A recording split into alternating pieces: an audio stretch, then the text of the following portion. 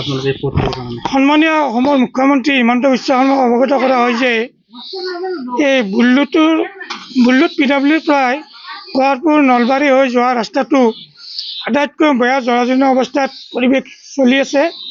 স্কুলৰ ল'ৰা ছোৱালীৰ বহুত অসুবিধা, ৰাইজৰ অসুবিধা, উন্নয়নমূলক কাম কাজৰ গাড়ী মটৰৰ বহুত অসুবিধা। কেতিয়াৰ পৰা জৰাজীৰ্ণ হৈ আছে? প্ৰায় 2-3 বছৰমান হ'ল।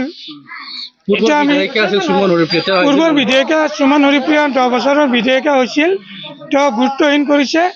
চৰকাৰৰ ফালৰ পৰা কোনো গড় ৰপ্তানি বিভাগৰ পৰাই কোনো পদক্ষেপ লোৱা নাই।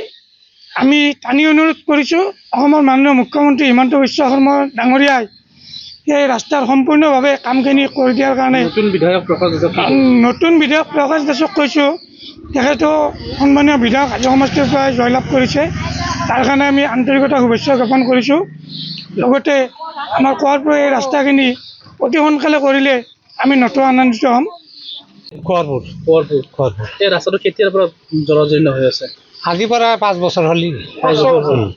আচ্ছা, ভাল কৰা নাই? নাই সুমন হৰিপ্ৰিয়াক কৈছিল নে নাই ভাল কৰা? এইগিলা কোৱা হৈছে, ভাল কৰা নাই, আহাই নাই, নাহিলে গুৰুত্বই নিদিলে। নাই মুঠি দিয়া লোক নিৰ্মাণ বিভাগৰ বিষয়াসকল না অহা নাই, PWDৰ কোনো অহা নাই, কোনো অহা নাই। এতিয়া নতুনকে দায়িত্ব লৈছে প্ৰকাশ দাস, নতুনকে বিধায়ক হৈছে, তেওঁক কি আহ্বান জনাব? আমি তেওঁক মানে ৰাস্তাটো আমাৰ কৰি দিব লাগে। এইটো ৰাস্তাতে ক'ত যাব পাৰি? নলবাৰী মেডিকেল?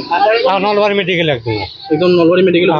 নলবাৰী মেডিকেল বুল্লুটৰ পৰা হাজো হৈ প্ৰকাশ দাসৰ কি ক'ব? নতুনকে বিধায়ক হৈছে, কি ক'ব তেখেতক আমাক ৰাস্তাটো লাগে। আপোনাৰ যিমান কি নহওক, তাৰ কাৰণে মোৰ কথা হ'ল এইটো দলৰ কোনো বস্তু নাই, ৰাইজৰ কাৰণত মানে তেওঁ ৰাস্তাটো ভাল কৰি দিব লাগে। যিকোনো খবৰৰ বাবে যোগাযোগ কৰক আমাৰ এই নম্বৰত 9181 307 221।